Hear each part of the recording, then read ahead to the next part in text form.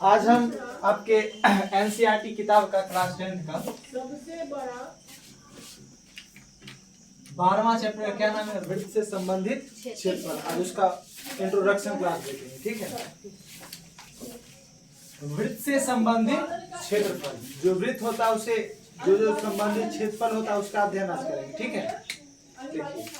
तो सबसे पहले वृत्त क्या होता है, वृत्त के बारे में जानेंगे। वृत्त मतलब सर्कल, वृत्त मतलब सर्कल। सर्कल क्या है, देखिए सर्कल क्या है, एक हम पॉइंट लेते हैं और उस पॉइंट से एक निश्चित दूरी पर एक निश्चित दूरी पर अलग अलग बहुत सारा क्या लेते हैं, पॉइंट लेते हैं। जो इस पॉइंट से क्या है, एक निश्चित दूरी पर बना हुआ है, जो इस पॉइंट से निश्चित दूरी पर, सारा पॉइंट इस पॉइंट से एक समान दूरी पर बना हुआ है। उसी सारे पॉइंट को जो हम मिला देते हैं, तो किसका निर्माण होता है, एक वृत्त का निर्माण होता है। किसका निर्माण होता है बुआ, एक वृत्त का निर्माण होता है। तो वृत्त का क्या है, ये केंद्र है, क्या है, सेंटर जिसको कहते हैं। और वृत्त के जैसे देखिए ये है, यहाँ से हम चलना स्टार्ट करते हैं, यहाँ से चलते चलते पूरा यदि एक चक्कर हम पूरा कर लेते हैं, क्या हुआ, इसके अनुदिश इसके पर, इसको कहते हैं परिधि, क्या कहते हैं, तो यदि हम यहाँ से चलना स्टार्ट करें और एक चक्कर पूरा लगा ले तो उसको हम कहते हैं वृत्त की परिधि। क्या कहते हैं, वृत्त की परिधि। तो एक पहला सवाल आपके बोर्ड एग्जाम में ये भी आता है कि किसी एक वृत्त में केंद्र की संख्या कितनी हो सकती है। किसी एक वृत्त में केंद्र कितना हो सकता है, एक हो सकता है। कितना हो सकता है बुआ, एक। वृत्त में केंद्र की संख्या कितनी हो सकती है, एक। यहाँ देखिए, अब देखिए हम कल एक गुण बताए थे, ये क्या है, परिधि है। वृत्त की परिधि, वृत्त की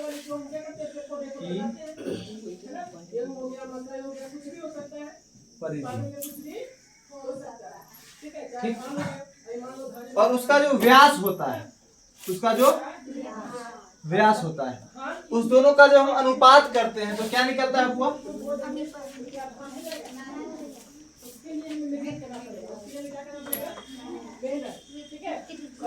अच्छा व्यास समझ में आता है। कपड़ा बुआ, पानी डाल के क्या करते हैं, आसपास के देखते हैं, नीचे ऊपर कहीं गड्ढा, नीचे ऊपर तो नहीं है, है ना, तो उसको बराबर देखिए, बराबर करने के बाद हम क्या करते हैं, उसमें बोल देते हैं। समझ आ गया। सबसे पहले हम त्रिज्या के बारे में समझते हैं। किसके बारे में, तो किसी वृत्त में केंद्र की संख्या कितनी हो सकती है, एक हो सकती है। एक से अधिक केंद्र हो सकता है क्या किसी वृत्त में, नहीं। ये आपके बोर्ड एग्जाम में सवाल आया हुआ है, किसी एक वृत्त में कितना केंद्र हो सकता है, तो कितना, केवल और केवल एक। अब त्रिज्या की बात करते हैं। त्रिज्या जो होता है वो केंद्र से परिधि तक की दूरी को ना त्रिज्या कहते हैं। वृत्त के केंद्र से उसके परिधि तक की दूरी को क्या कहते हैं, त्रिज्या कहते हैं। वृत्त के केंद्र से उसकी परिधि तक की दूरी को क्या कहते हैं, वृत्त के केंद्र से उसकी परिधि तक की दूरी को क्या कहते हैं, त्रिज्या कहते हैं। क्या कहते हैं बुआ, त्रिज्या। तो किसी एक वृत्त में त्रिज्या की संख्या कितनी हो सकती है, नहीं, त्रिज्या की संख्या कितनी हो सकती है, अनंत हो सकती है। त्रिज्या अनंत हो सकता है, कितना भी त्रिज्या हो सकता है कि नहीं हो सकता। त्रिज्या की संख्या क्या हो सकती है, अनंत। तो वृत्त के केंद्र से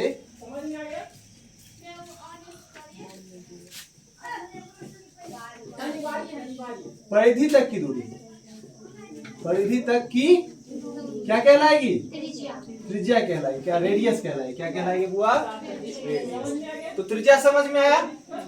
वृत्त के केंद्र से उसकी परिधि तक की दूरी को क्या कहेंगे, त्रिज्या। आगे बढ़े, आगे हम समझते हैं जीवा के बारे में। क्या हुआ, अंग्रेजी में इसको कहते हैं कॉर्ड। क्या कहते हैं, कॉर्ड। देखिए जीवा क्या होता है, जैसे त्रिज्या समझ में आ गया।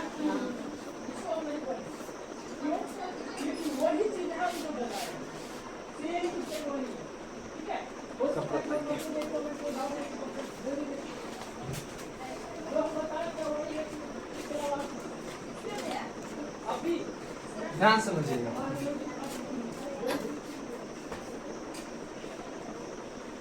ये क्या है? वृत्त है। ये वृत्त का क्या है? वृत्त में केंद्र कितने हो सकते हैं? एक। और वृत्त में त्रिज्या कितनी हो सकती है? अनंत हो सकती है। वृत्त में त्रिज्या अनंत हो सकती है और केंद्र केवल और केवल एक होगा। ठीक है। अब देखिए जीवा क्या होता है कि वैसी रेखा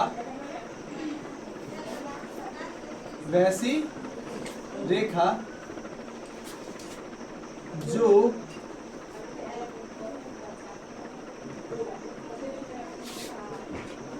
वृत्त की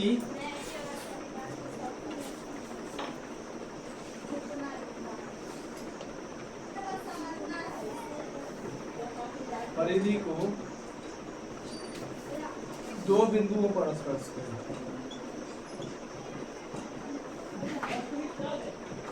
दो बिंदुओं पर क्या करे?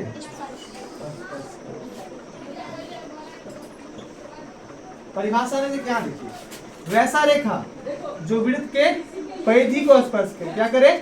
वृत्त के, इसे क्या कहेंगे? जीवा कहेंगे। क्या कहेंगे बुआ? अंग्रेजी में क्या कहते हैं इसको? कॉर्ड। क्या कहते हैं? कॉर्ड कहते हैं। जीवा समझ में आया? जीवा समझ में? ये भी जीवा है, ये भी जीवा है, ये भी जीवा है। ये मतलब वैसी रेखा जो वृत्त की दोनों मतलब दोनों तरफ की परिधि को क्या करेगा? स्पर्श करेगा, छुएगा, उसे क्या कहेंगे? जीवा कहेंगे। तो ये भी तो एक जीवा होगा ना बुआ? ये भी एक जीवा होगा, ये भी एक जीवा होगा ना। और ये सबसे लंबी जीवा होगा। क्यों? क्योंकि इसके आगे बढ़ेंगे तो देखिए जीवा छोटे होते जाएगा, छोटे होते जाएगा। नहीं हो जाएगा छोटा? हो जाएगा छोटा। अब देखिए आज की बात बताइए कि वृत्त में जीवा की संख्या कितनी हो सकती है? वृत्त में जीवा कितनी हो सकती है? तो जीवा की संख्या भी क्या हो सकती है? जीवा भी क्या होगा? अनंत होगा। त्रिज्या भी क्या होगा? केंद्र एक होगा। केंद्र को नहीं अनंत बोल दीजिएगा, समझे? ये सवाल आता है। ठीक है, आगे बढ़े, आगे बढ़ते हैं। एक चीज होता है व्यास, डायामीटर। देखिए डायमीटर क्या होता है? वृत्त की सबसे बड़ी जीवा, वृत्त की सबसे बड़ी जीवा या फिर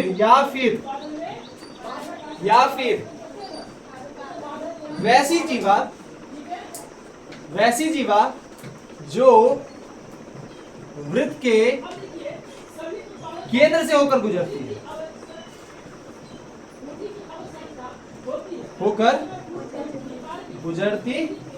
है। वैसी जीवा जो वृत्त के केंद्र से होकर गुजरती है। देखिए ये भी जीवा है, ये भी जीवा है, ये भी जीवा है, ये भी जीवा है। लेकिन इस जीवा को ध्यान से देखिए, हम क्या देख रहे हैं कि ये जो जीवा है वो वृत्त के केंद्र से होकर गुजरती है और उसी जीवा को क्या कहेंगे? व्यास कहेंगे, डायमीटर कहेंगे। समझे? और वृत्त की जो सबसे बड़ी जीवा होगी वही क्या कहलाएगी? व्यास कहलाएगी। क्या कहलाएगी? व्यास। वृत्त की सबसे बड़ी जीवा क्या कहलाएगी? व्यास। और किसी वृत्त में व्यास की संख्या कितनी हो सकती है? जीवा अनंत, त्रिज्या अनंत, केंद्र और व्यास भी अनंत हो सकता है। अनंत नहीं हो सकता है? अरे देखो, घबराते काहे हो? नहीं हो सकता है? अनंत हो सकता है, बिल्कुल अनंत हो सकता है। तो वृत्त, किसी वृत्त में व्यास की संख्या भी अनंत हो सकती है, हो सकती है। अच्छा एक बात समझिए, एक और बात समझिए, जैसे ये वृत्त है ना, ये केंद्र है। वृत्त के केंद्र से उसकी परिधि तक की दूरी क्या कहलाती है? त्रिज्या कहलाती है। और वही यदि इस केंद्र से यदि इधर चले तो इस पूरे को हम क्या कहेंगे? इसमें ये भी आर है, ये भी आर है, ये पूरा क्या है? व्यास, डायमीटर। तो d बराबर जो होता है वो r प्लस आर करके निकलता है ना, निकलता है ना। उसी प्रकार हम d को क्या लिख सकते हैं? d को हम लिख सकते हैं r प्लस आर, क्या हुआ? r प्लस आर क्या हो गया? हो गया। तो हमारा समझ में आया? व्यास समझ में आ गया? व्यास समझ में आया? तो हम आगे बढ़ते हैं। ठीक है, देखिए इसको मिटा दिया जाए।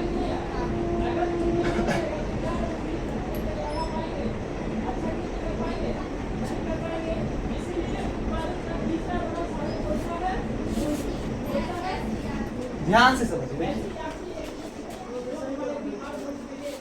ये क्या है? वृत्त है। ये उसका क्या है? केंद्र। ये उसकी क्या है? व्यास। तो एक बार ऐसे पूरा चक्कर लगाएंगे तो क्या निकलेगा बुआ? वृत्त की परिधि। वृत्त की परिधि निकलेगा ना। और ये वृत्त की परिधि होगा और ये क्या है? व्यास। तो वृत्त की परिधि को जब उसके हम व्यास से भाग देते हैं ना बुआ, तो एक कांस्टेंट टर्म आता है, एक नियतांक आता है। उसी नियतांक को हम पाई कहते हैं। उसी नियतांक को क्या कहते हैं? दुनिया में जितना भी वृत्त है, दुनिया में जितना भी वृत्त है, उसके परिधि और उसका जो व्यास का अनुपात हमेशा एक समान होता है, हमेशा एक समान होता है। और उसी एक समान चीज को कांस्टेंट कहते हैं, नियतांक कहते हैं। और वही किसके बराबर होता है? पाई के बराबर होता है। पाई कौन सी संख्या है? अपरिमेय संख्या है। और पाई का मान क्या होता है? 3.1416 के आसपास कुछ होता है। पाई को अपरिमेय संख्या क्यों है? क्योंकि पाई का एग्जैक्ट वैल्यू अभी तक ज्ञात नहीं किया जा सका है। सुपर कंप्यूटर से भी अभी तक पाई का एग्जैक्ट वैल्यू ज्ञात नहीं किया जा सका, इसलिए पाई क्या है? एक अपरिमेय संख्या है। और पाई को क्या लिखा जाता है? 22/7 लिखा जाता है। 22/7 क्या है? परिमेय संख्या। ठीक है। क्या बात बोला गया कि दुनिया में जितना पृथ्वी देखिए, यदि पृथ्वी इतना भी बड़ा वृत्त हो ना, तो उसके वृत्त की परिधि को मापेंगे, ठीक, और उसके व्यास को मापेंगे। उसकी परिधि में उसके व्यास यदि भाग देंगे तो हमेशा 3.1416 ही आएगा। इसके न तो समथिंग में आएगा। हमेशा क्या आएगा? 3.14, इसी के समथिंग में आएगा हमेशा। यदि आप एक ढक्कन के समान भी वृत्त लेते हैं, उसके परिधि को मापते हैं और उसको उसके व्यास से भाग देते हैं, उसका व्यास का अनुपात निकालते हैं, तो हमेशा क्या आएगा? 3.14। हमेशा 3.14 आएगा। इसी को क्या कहते हैं? पाई कहते हैं। समझे? विश्वास हो रहा है इस बात पे? इस बात करके आप देख सकते हैं। आप करके घर पे देख सकते हैं। करके देखे थे आप? नहीं देखे थे? आप करके घर पे देख सकते हैं। समझे? तो एक बड़ा वृत्त लीजिए, उसके परिधि को मापिए और उसको उसके व्यास से भाग दीजिए। हमेशा भाग देने पर आपको 3.14 के समथिंग में। कितना गजब बात है ना? कितना गजब। हमेशा कितना बड़ा वृत्त हमेशा 3.14 ही आएगा हमेशा। सोच रहे हो? इतना छोटा वृत्त, आपके नाखून के समान वृत्त ले लो, उसके वृत्त को परिधि को मापो, उसके व्यास से अनुपात करो, तो क्या निकलेगा? 3.14 ही निकलेगा। बहुत गजब बात है। तो उसी 3.14 को हम लोग क्या कहते हैं? पाई कहते हैं। क्या कहते हैं? पाई।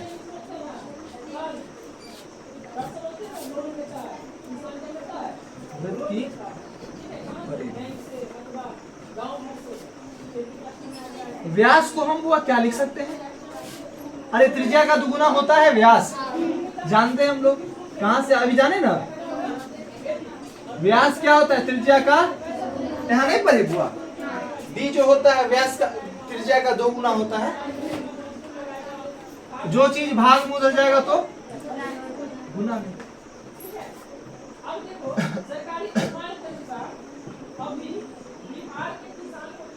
पाई को 2r से गुना करेंगे तो 2πr हो जाएगा। हो जाएगा। तो यही तो वृत्त की परिधि है, और यही ना वृत्त की परिधि है। समझ में आया? कहां से आया? वृत्त की परिधि क्या होती है? 2πr। कहां से आया? को भाग देने से क्या निकल जाता है? वृत्त की परिधि निकल जाता है। हम समझेंगे कि वृत्त का क्षेत्रफल क्या होता है? वृत्त का क्षेत्रफल क्या होता है? पाई आर। परिधि शब्द को आप लोग समझे? परिधि क्या होता है? परिधि मतलब एक चक्कर। परिधि मतलब यहाँ से इसके अनुदिश चलना स्टार्ट करेंगे, इसके अनुदिश चलना स्टार्ट करेंगे, और एक चक्कर जब पूरा हो जाएगा, जैसे यदि कोई वृत्ताकार, यदि कोई मान लेते हैं पार्क है, वृत्ताकार, उसके बाउंड्री वॉल पे, मतलब बाउंड्री पे हमें कोई यदि तार से घेरना है उसको, तो तार से घेरने की जो लंबाई होगी, उसी तार की लंबाई क्या कहलाएगी? उसकी परिधि कहलाएगी ना। और एक होता है क्षेत्रफल। क्षेत्रफल मतलब कोई वृत्त कितना स्थान घेर रहा है, कोई वृत्त कितना स्थान, उसका क्या कहेंगे? उसको क्षेत्रफल कहेंगे। क्या कहेंगे? तो वृत्त का क्षेत्रफल क्या होता है? पाई आर स्क्वायर। एक होता है अर्धवृत्त, एक क्या होता है? पूरे वृत्त के आधे भाग को क्या कहेंगे? अर्धवृत्त। क्या कहेंगे? अर्धवृत्त कहते हैं। इसके पूरे की परिधि क्या थी बुआ? 2 पाई आर थी। परिधि क्या थी? 2 पाई आर। अब अर्धवृत्त की बात करते हैं। सेमी सर्कल क्या हुआ? Semi circle. देखिए तो अर्धवृत्त की जो वो परिधि होती है, अर्धवृत्त की परिधि बोलिए या परिमाप बोलना ज्यादा सही होगा। पैरामीटर ऑफ सेमी सर्कल, इसको बोलेंगे सर्कमफ्रेंस। क्या बोलेंगे बुआ?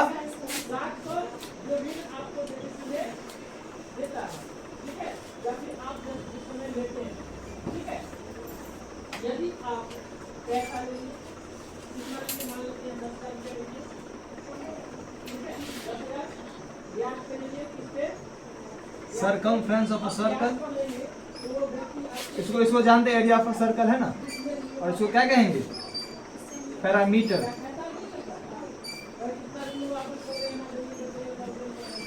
Of semi circle.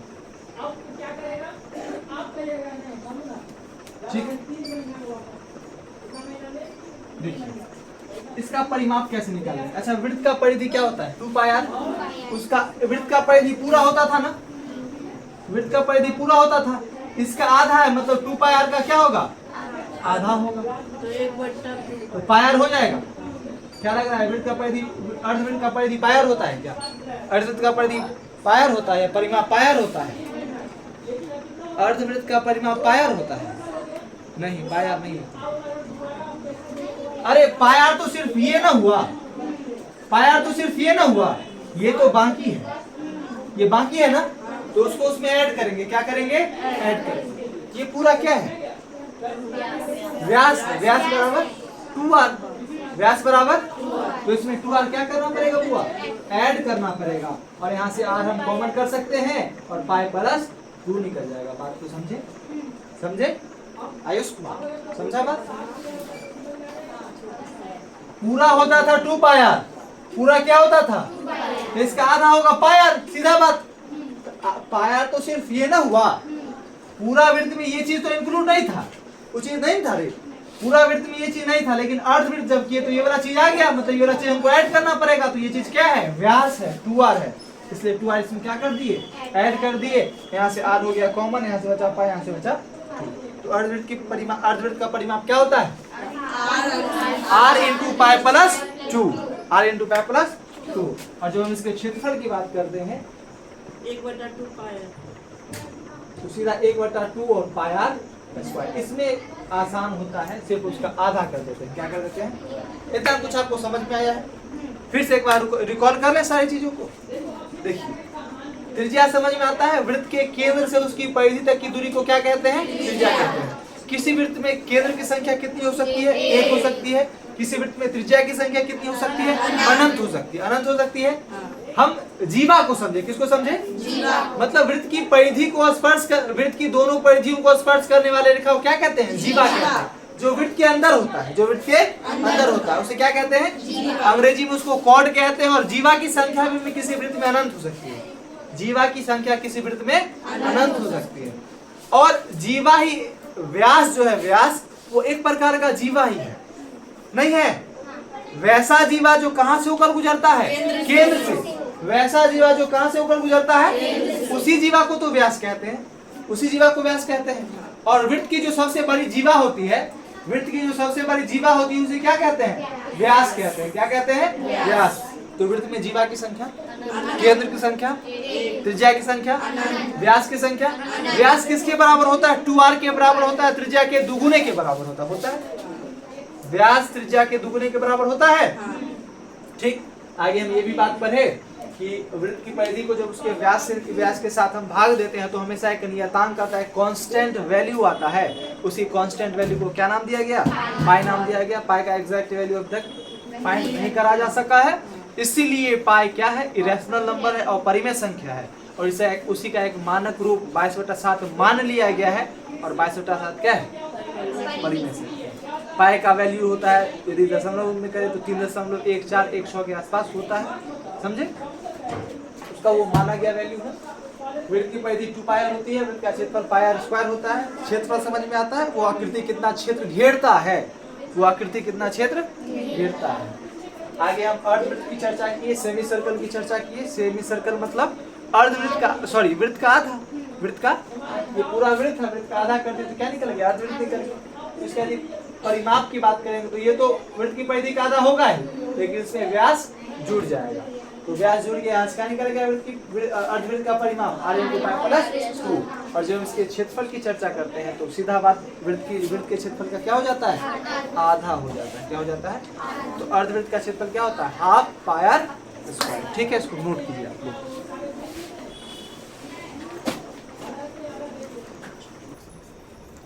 तो हम देखते हैं वृत्त का वलय, समझते हैं आप लोग, वलय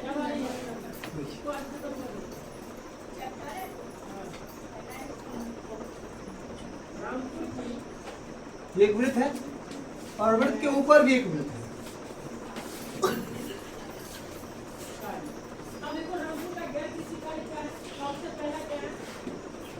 ठीक है, ठीक है, ये क्या है, वो वृत्त का वलय है। क्या है, वलय। वलय मतलब छल्ला, समझ लीजिए छल्ला। अरे नारियल का खोली नहीं होता है, नारियल के जिस भाग को खाते हो इसी को ना खाते हो, या एक ऐसा एक खाने वाला भी आता है, तुम लोग खाए, डोनट्स ऐसा ही कुछ कहते हैं, डोनट्स कहते हैं, ऐसा ही रहता है ना, लेकिन स्वाद तो कुछ नहीं आता है। स्वाद नहीं पूछा जा रहा है, जब पूछा जाए तो बताइएगा। ये क्या है, केंद्र। दोनों वृत्त का केंद्र एक ही है। ठीक है, दोनों वृत्त का केंद्र एक ही है। तो इस वृत्त की त्रिज्या है छोटी r, इस वृत्त की त्रिज्या क्या है, छोटी r, और इस वृत्त की त्रिज्या है बड़ी r। तो इसका क्षेत्रफल कैसे निकालेंगे, हमें इस भाग का क्षेत्रफल निकालना है, जो भाग आप खाते हैं उस भाग का क्षेत्रफल निकालना है। इसका क्षेत्रफल कैसे निकालेंगे, क्या कोई दिमाग काम कर रहा है, नहीं समझ में आ रहा।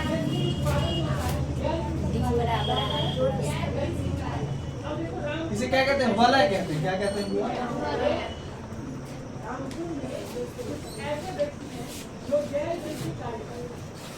यदि बउआ हम इस पूरे बड़े वृत्त में, ये पूरा बड़ा वृत्त है, यहाँ से इस पूरे बड़े वृत्त का क्षेत्रफल निकाल लेंगे और उस बड़े वृत्त के क्षेत्रफल में से इस छोटे वृत्त का क्षेत्रफल घटा देंगे, इस छोटे वृत्त का क्षेत्रफल घटा देंगे तो सिर्फ ये भाग निकलेगा। हमें वही भाग तो चाहिए, हमें वही भाग ना चाहिए, निकल जाएगा।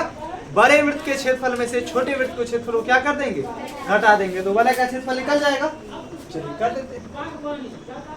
बड़े वृत्त का क्षेत्रफल बड़ी r से पाई r स्क्वायर और छोटे वृत्त का क्षेत्रफल पाई r स्क्वायर। बात समझ में आया समझ में? पाई क्या कर लेंगे, बड़का r स्क्वायर माइनस छोटा, और इसी को अंग्रेजों की भाषा में कहते हैं pi into capital R square minus small r square. क्या बोलते हैं, pi into capital R square minus, आप लोग बोल सकते हैं पाई इंटू बड़का r स्क्वायर माइनस छोटका r स्क्वायर, समझे, बोल सकते।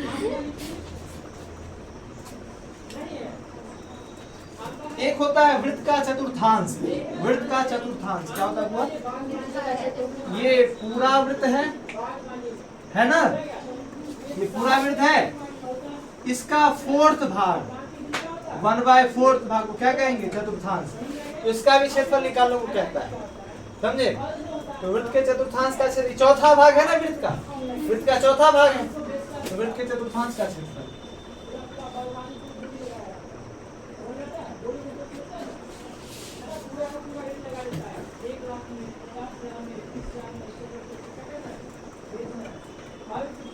वृत्त के चतुर्थांश का क्षेत्रफल क्या हो जाएगा, पूरा वृत्त का क्षेत्रफल, और इसका ये 1/4 है ना, तो पाई स्क्वायर अपॉन में 4, समझे। तो ये हो गया वृत्त का चतुर्थांश, इसका क्षेत्रफल हो गया, समझे आप लोग। इस भाग का क्षेत्रफल निकालना हो तो क्या निकालेंगे, वृत्त के चतुर्थांश का क्षेत्रफल, समझे।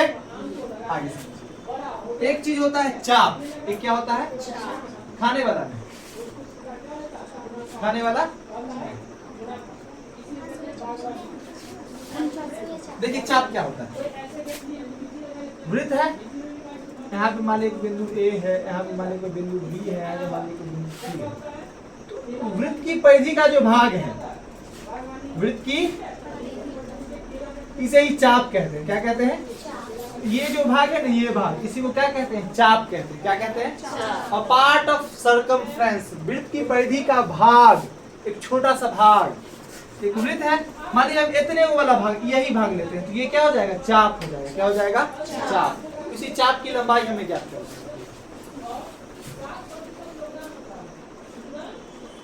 चाप की लंबाई, तो जो चाप की लंबाई होती है ये हुआ होता है पाई आर थीटा अपॉन में 180 डिग्री। क्या होता है? पाई आर थीटा अपॉन में 180 डिग्री। समझे? आगे बढ़ा जाए, आगे कब तक हुआ? चाप समझे?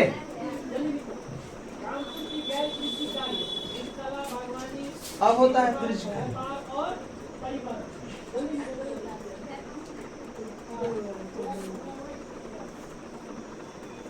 वृत्त का त्रिज्यखंड,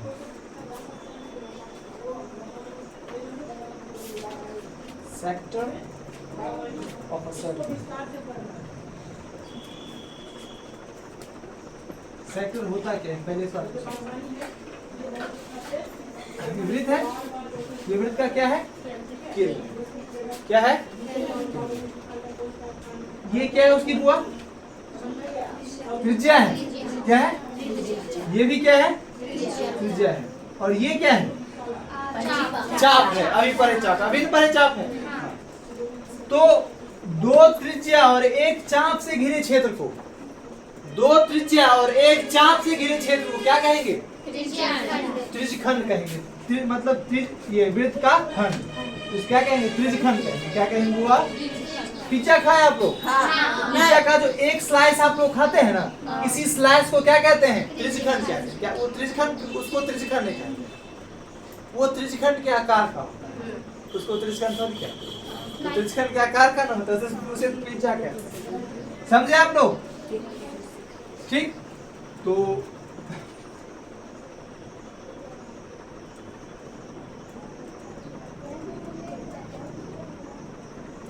ये वृत्त की क्या है? त्रिज्या। ये वृत्त की क्या है? और यहाँ पे कुछ एंगल थीटा बनता है। समझे? तो वृत्त के त्रिज्यखंड का जो क्षेत्रफल होता है, त्रिज्यखंड का क्षेत्रफल, त्रिज्यखंड ये रहा ना, त्रिज्यखंड समझे ना? ये भाग ऐसे करके रहेगा, ऐसे। ये आर है, ये भी आर, ये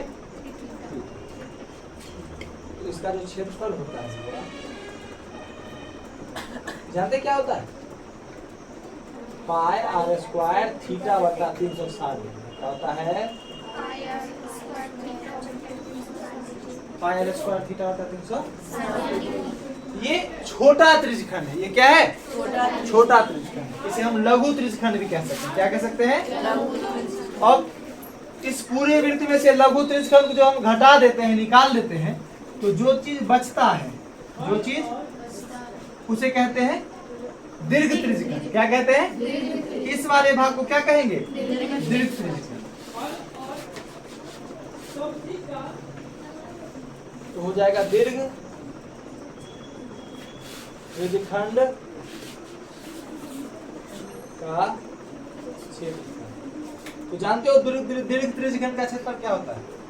यदि हम इस पूरे वृत्त के क्षेत्रफल में से इस छोटे से त्रिज्यखंड का क्षेत्रफल घटा दे, तो इस भाग का क्षेत्रफल निकलेगा। पहले वृत्त का क्षेत्रफल निकाल ले, और फिर इस भाग का क्षेत्रफल घटा दे, तीसरा भाग का क्षेत्रफल बचा रहेगा ना? नहीं, वही तो निकालना। तो वृत्त का क्षेत्रफल और त्रिज्यखंड का क्षेत्रफल ऐसे निकाल सकते हैं? आए? निकाल सकते हैं ना? समझ गए?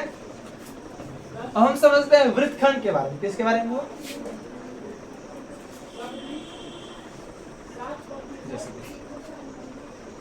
त्रिज्यखंड तो सब कुछ समझ में आ गया। वृत्त है, केंद्र है, ठीक है। ये क्या है वृत्त की? जीवा है। जीवा है ये, क्या है? जीवा। जीवा। ये जो भाग है इस भाग को कहते हैं वृत्तखंड। क्या कहते हैं?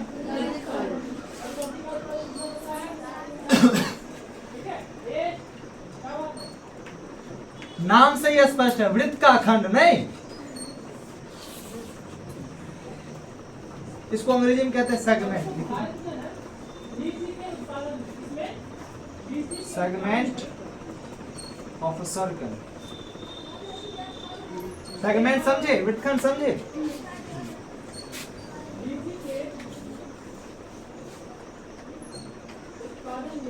वृत्तखंड का क्षेत्र